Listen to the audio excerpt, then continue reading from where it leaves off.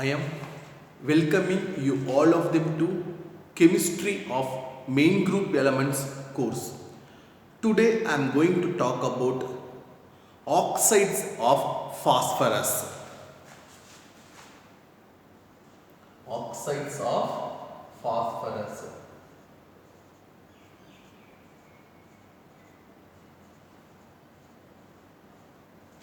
Phosphorus has the ability to form various kinds of oxides. For example, I can give the general formula P4ON. Here N is 6, 7, 8, 9, 10. These are the various kinds of oxides of phosphorus. And in case, other than this, also lower phosphorus oxides also known. In case of P4ON, the most common phosphorus oxide is diphosphorus hexoxide.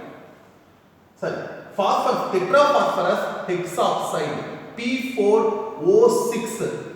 Tetraphosphorus hexoxide, tetraphosphorus decoxide. These two are very common oxides of phosphorus, and these two will be called as anhydrides of phosphorus acid and anhydride of phosphoric acid. Anhydride of phosphorus acid and anhydride of phosphoric acid. H3PO4. What does it mean? If you dissolve this phosphorus oxide in water, you will get phosphorus acid. Similarly, tetraphosphorus decoxide, if you dissolve in water, you will get phosphoric acid. P4O6 plus water will give H3PO3. So, if you balance it, 6 water molecules are needed to get phosphoric acid of 4 moles. Okay. Similarly, P4O10. If you react this one again with water, you will get phosphoric acid H3PO4. If you balance again, what happens? This also need 6 moles of water. Okay. 4 moles of phosphoric acid can be generated. So these two oxides will be called as anhydrides of phosphorus acid, and the second one is anhydride of phosphoric acid. So other than this phosphorus containing oxides, lower phosphorus oxides also known, but that is very difficult to purify the compound. Obtaining pure compound is very difficult. For example, P4O. It is one of the example of lower phosphorus oxides. In this case, how can we prepare this compound? P4O can be obtained by photolysis. Photolysis of tetraphosphorus and ozone in lower temperature. If you take them to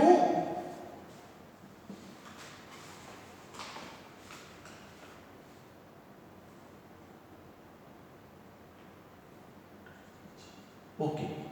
So if we have to use any kind of matrix, in the matrix, with the help of matrix support, tetraphosphorus will react with ozone and at low temperature can get tetraphosphorus monoxide. Not only that one, with that one normally what happens? P2O, PO2. All these compounds can also be formed in this reaction.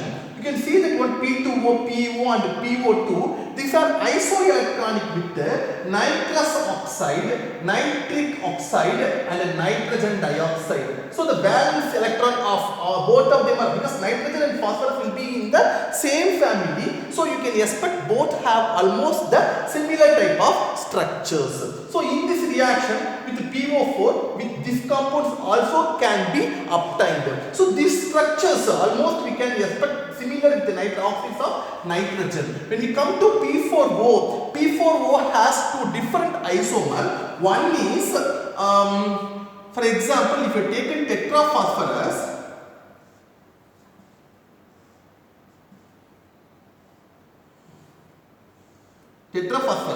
one of the oxygen was bonded with the phosphorus, you can get P4O. This is one of the isomer. Another isomer will be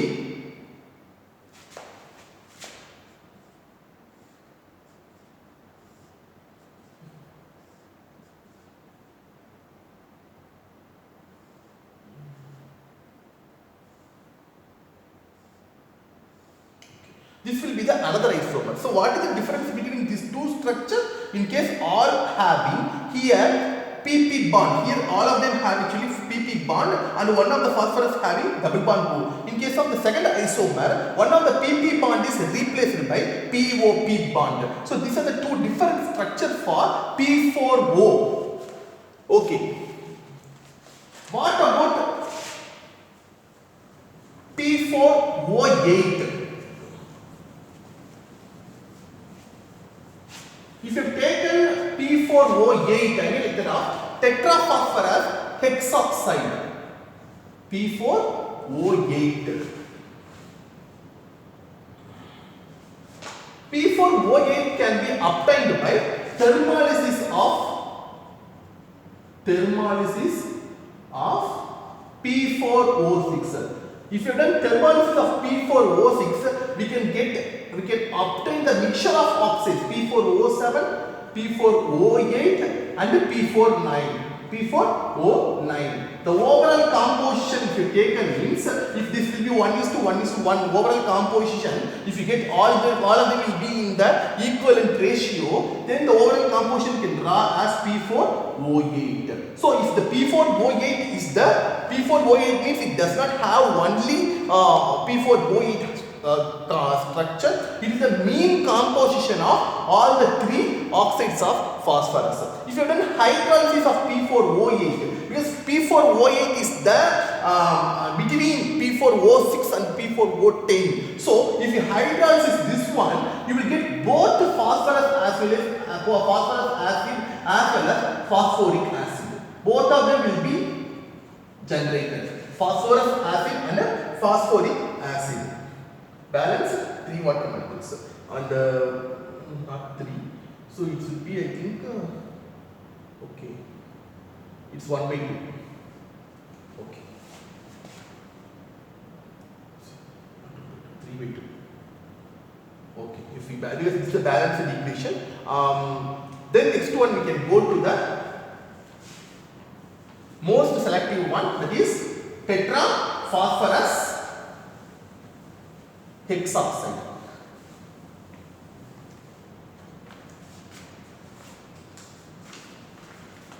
P2O3. P2O3 will be called as tetraphosphorus. P2O3, or you can call as P4O6. Tetraphosphorus hexoxide. How can we prepare this compound? This compound can be obtained by reacting phosphorus with limited supply of oxygen. Limited supply of oxygen to get P2O3, or you can say P4O6. Okay. So it's highly exothermic reaction. From the delta H value, we can understand the nature of the reaction.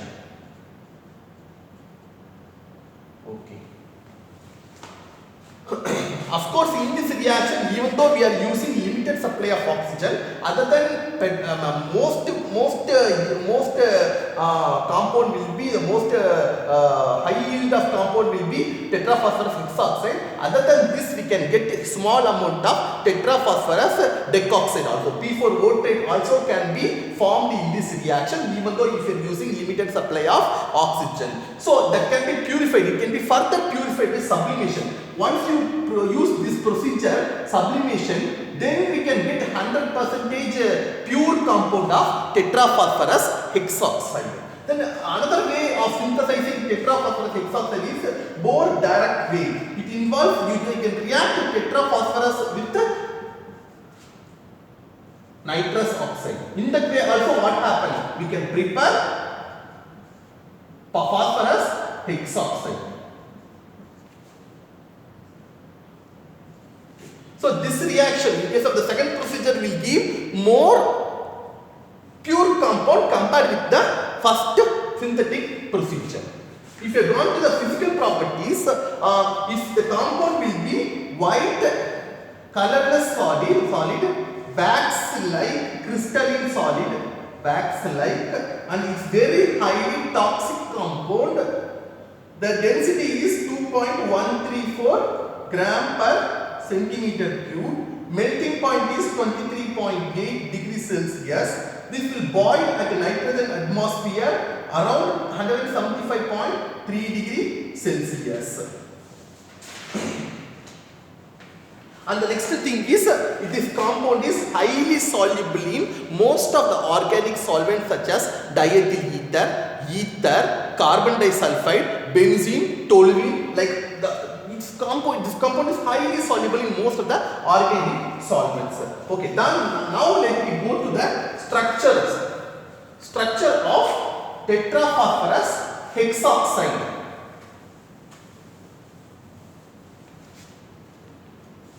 Okay, how does the structure looks like?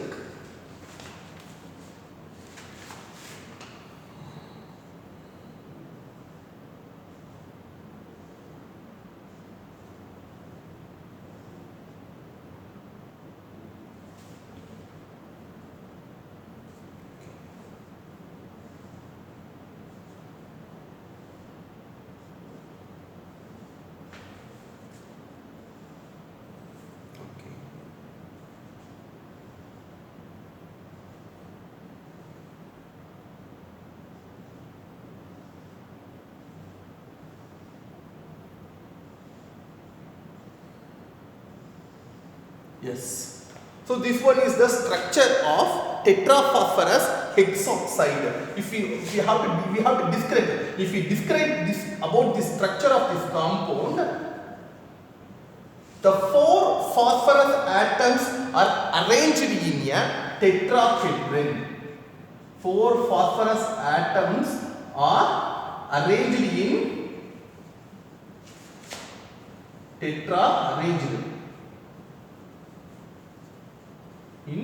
tetrahedron shape. In tetrahedron, each vertex was occupied by phosphorus atom, and similarly 6 oxygen atoms are arranged in octahedron.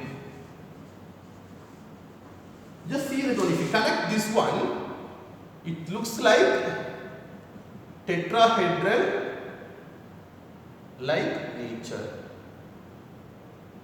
You can see that the 4 phosphorus are looking like tetrahedron. If you connect this 6 oxygen also, it looks like octahedron like shape. Then the next one is, it has P3O3 6-membered ring. It has 4 P3O3 6-membered rings. 4 P3O3 6-membered rings which are symmetrically arranged in space. See, P3, P, O, P, O, P, O. This 6-membered ring. These are symmetrically arranged in space. Then the next one is this structure. This structure is almost similar to that of AS4O6 tetraarsenium hexoxide adamantane. Adamantane, we know that it has CH4 CH2 6. Adamantane. Adamantane also what happened? It has the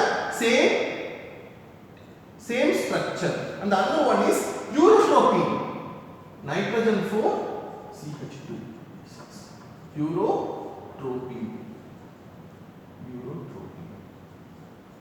So these are some of the compounds have similar type of structures. Then the next one is, if we heated this compound to higher temperature, maybe we kept this, we are continuously heating this compound for so many days, then this will be decomposed into P2O3, or you can say P4O6, anyone. P2O3 or P4O6.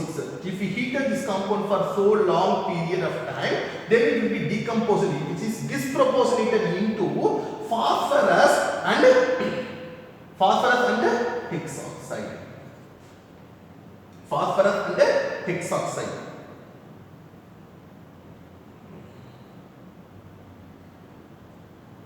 Okay, I think better we can write it P2O4. Then 2 phosphorus. Now it is balanced. 2 phosphorus, 4 phosphorus, oxygen 4, here 6. So it should be now 2, now 3, 12, 12. Balance 6, 8, 8. Okay, it's balanced. So this tetraphosphorus hexoxide, if we decompose it with a long period of time and long days, 3 or 4 days, it will be slowly converted, it will be slowly disproportionated into red phosphorus and tetraphosphorus hexoxide.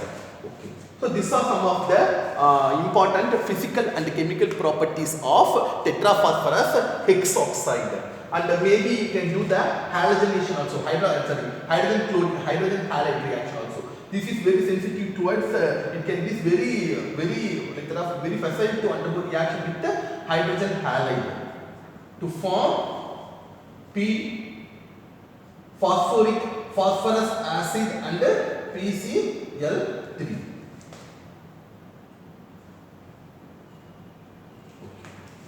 So now let me go to the next one, which is tetraphosphorus decoxide.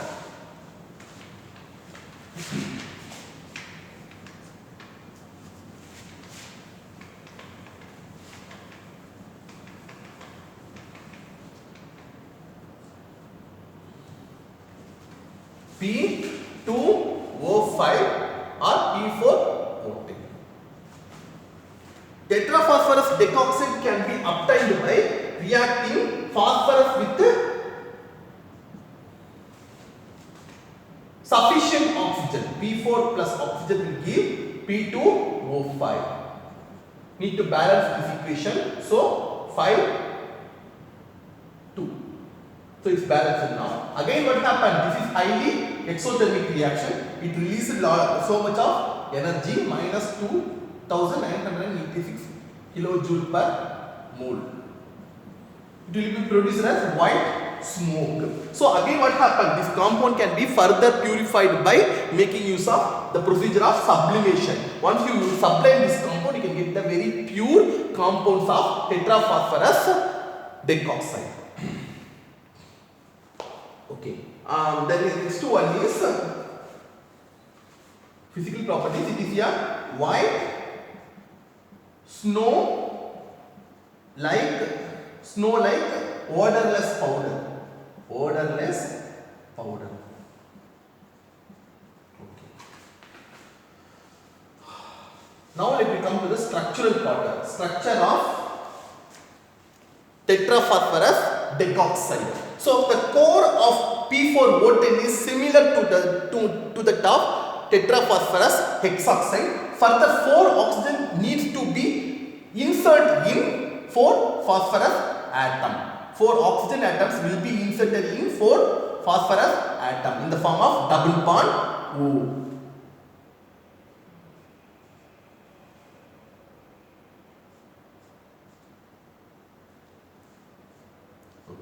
So P4O10, this is the structure of P4O10. Okay. Now the structure, we have to describe about the structure of this one. What happened? Phosphorus was surrounded by 4 oxygen atom. Of that, one of them will be double bonded with the phosphorus atom, which is localized. That oxygen atom is only bonded with only one phosphorus atom, but the remaining 3 oxygen atoms are sharing with the 2 different phosphorus atoms. So each oxygen atom, you can see that one is bonded, one is doubly bonded with only one phosphorus atom. The remaining 3 oxygen atom shares 2 phosphorus atoms. Each oxygen atom shares 2 phosphorus atoms. Okay. Then what happened? Again, it has a 6-member ring. This already we have described in P4O6. And then another thing is acid-base property, acid-base characteristics.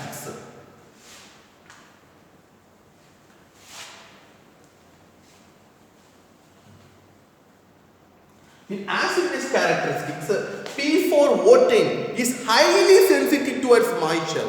If, for example, If P4O10 was exposed with the moisture, it will be, first of all, it will be changed to metaphosphoric acid. Metaphosphoric acid. Metaphosphoric acid. Then metaphosphoric acid. Then if it exposed with water to form polyphosphoric acid. Polyphosphoric acid. Polyphosphoric acid. Then it changed to finally phosphoric acid.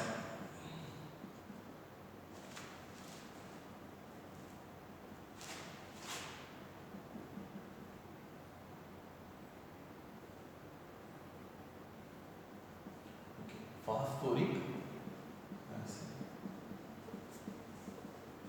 So it shows that very clear that P4O10 is very sensitive towards water molecules. If a trace of water molecule is available somewhere, it will be slowly converted to one form into another form. That is P4O10 oxide is converted to hydrolyzed product like that of HPO3, metaphosphoric acid. Then further it reacts with water to form polyphosphoric acid. Finally it does completely hydrolyzed to phosphoric acid. So that's why what happened, tetraphosphorus hexoxide mostly we are using in desiccator for the purpose of absorbing moisture. In case any of the vessel had a trace amount of moisture, that can be easily taken out by tetraphosphorus hexoxide. That's why what happened, we are keeping this one in desiccator for the purpose of drying vessels or any kind of chemicals to further undergo dehydrations. Dehydration from chemicals or maybe vessels. Okay, the next one is I already said that it's a very good dehydrating agent. So dehydrating agent. How? What it will do? It can take out nicely water molecule from any kind of acids or maybe even amides. For example, if you react this one with nitric acid, it can take out the water molecule to form N2O5. N2O5 is the anhydride of nitric acid. N2O5 we dissolve in water, we can get back nitric acid. Similarly, perchloric acid or sulfuric acid. Sulfuric acid, if you react with the phosphorus pentoxide, diphosphorus hexoxide or phosphorus pentoxide, we can get sulfur trioxide. And then perchloric acid will give anhydride of chlorine oxide, like that of Cl2O7. In case of amide, will give amide react with the phosphorus pentoxide to give acetonitride. Okay, so in all cases what happened, phosphorus pentoxide take out the water molecules to form various kind of oxy acids of phosphorus. Okay, then next let me go to the redox reactions, redox properties.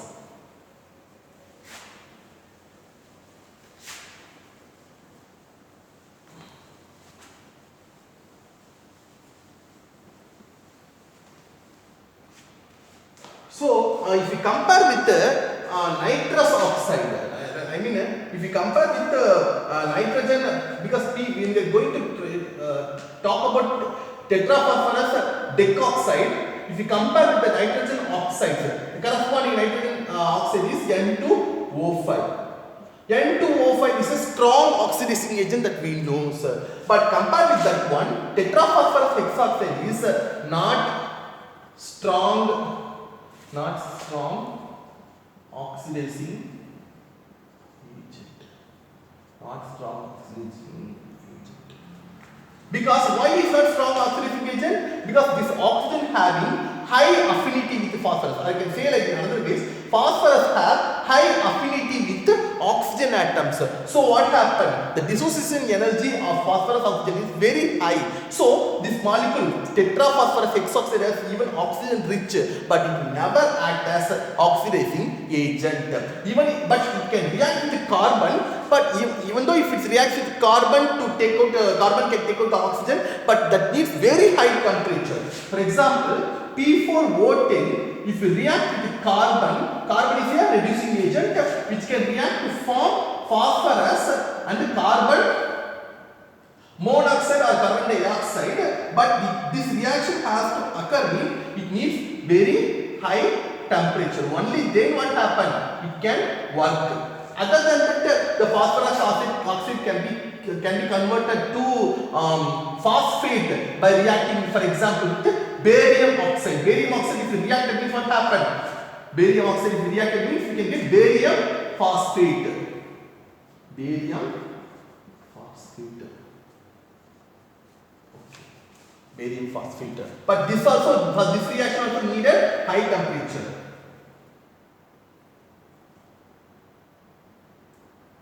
I think it's very facile reaction, no need of even high temperature. It's a really facile reaction. Then the next one is P4O10 can be converted to halides by reacting with the corresponding metal fluid. So for example, if you react with calcium fluoride to form phosphorus pentafluoride, again here the phosphorus oxygen bonds need to be cleaved, but so this reaction will occur only at high temperature.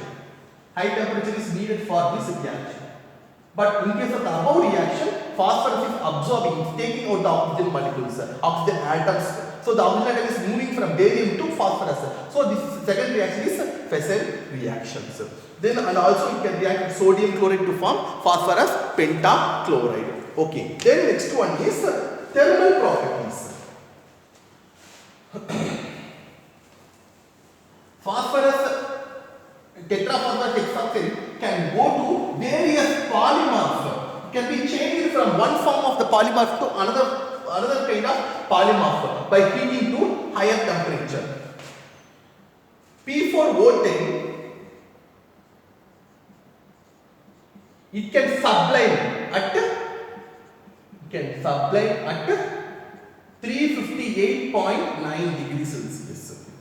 If we have taken the tetraphosphorus hexoxide to this temperature, then what happened? It will be slowly converted to their vapor. The vapor, once the vapor is getting cold, you can get the hexagonal crystal, highly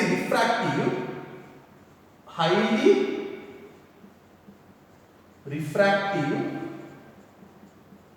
hexagonal crystals, which will be called as H form. Then, which are further reacting. In this case, what happened? It will be in the form of P2O5 or P4O10. If you taken this one to 450 degrees Celsius for keeping around 24 hours in closed vessel, it will convert from this H form to another form which is glassy P2O5X. This now changed to polymeric form. This one is dimer. The dimer is changed to polymeric form. Then what happened? It has, for example, this one has melting point 565 degrees Celsius. If this will be slowly converted to another form, which will be called as orthorhombic crystalline O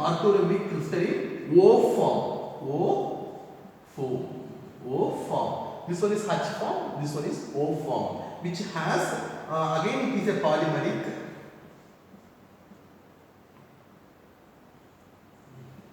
It's a polymeric which has melting point 562 degrees Celsius, boiling point 605 degrees Celsius. Then it has density 2.72 gram per centimeter cube. Further, it is slowly converted to another form which is orthorhombic again, but it will be called as O prime form. Again it will be in the form of polymeric. It has different melting point and boiling point. Melting point will be 580 degree Celsius. Boiling point 605 degree Celsius. Density is 2.89 gram per centimeter. So what happened? If we have done undergo thermal reaction, if we have heated the tetraphosphorus hexoxide to around 359 degrees Celsius, it will be sublimed, and then if it cooled, first of all it will form H form, hexagonal form. With the hexagonal form further heated to 450 degrees Celsius for 24 hours, it will be changed, the dimer is changed to polymeric glassy form. That glassy will be further changed into orthorhombic and finally end up with the orthorhombic O prime form. The structure of orthorhombic O prime form, how does it looks like? The structure of orthorhombic O prime form, that is actually polymeric structure. So that I am going to, this will be called as a honeycomb structure. The structure will be called as honeycomb.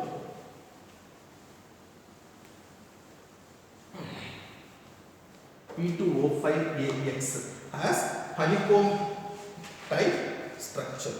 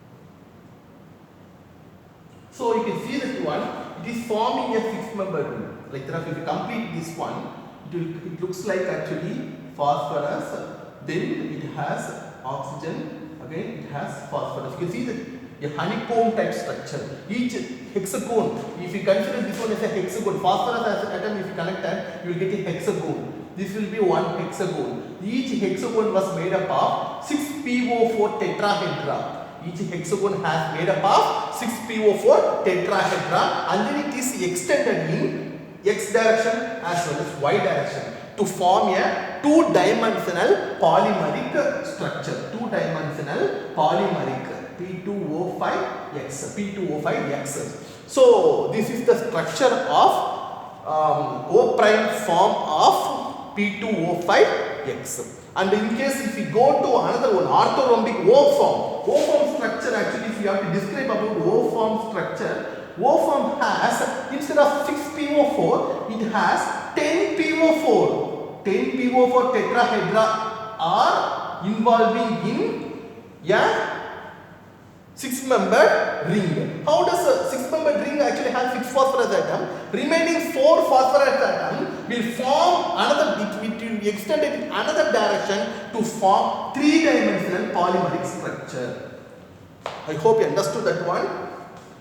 Now in case of O prime form has 2-dimensional structure. In case of O form has 3-dimensional structure, which is extended in another direction also. Okay. So that is that much about the structure of O form. Again I am telling the O form has 10PO4 tetra, which has a ring in the ring, which has 10PO4 tetrahedra are forming a kind of ring that is a repeating unit which extends both the x direction, y direction as well as z direction to form 3-dimensional structure. Okay. Then I want to tell about the remaining structure. For example, we have discussed here the structure of P2O5 as well as P2O3. We have remaining oxygen higher, like that of P4O7, P4O8, P4O9. These three have almost a similar structure.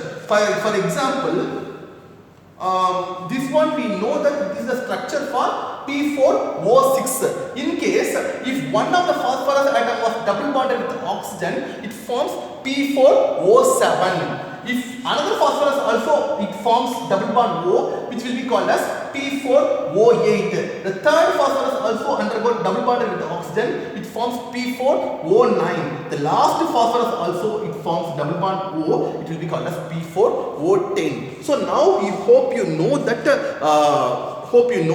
various structures of oxides of phosphorus. Now I come to the conclude for this session.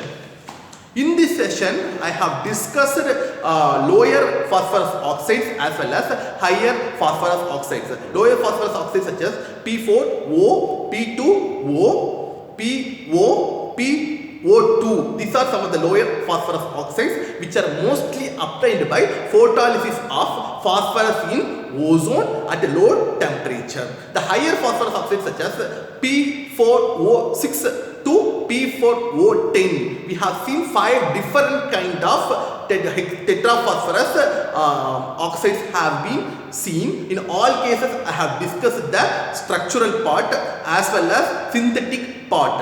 And in case of tetraphosphorus hexoxide, we have seen various kind of interesting chemical reactions. For example, how does it can undergo react with how much it is sensitive towards moisture, and it can behave as very good dehydrating agent as well as compared with the nitrogen, oxides of nitrogen, it is not strong oxidizing agent.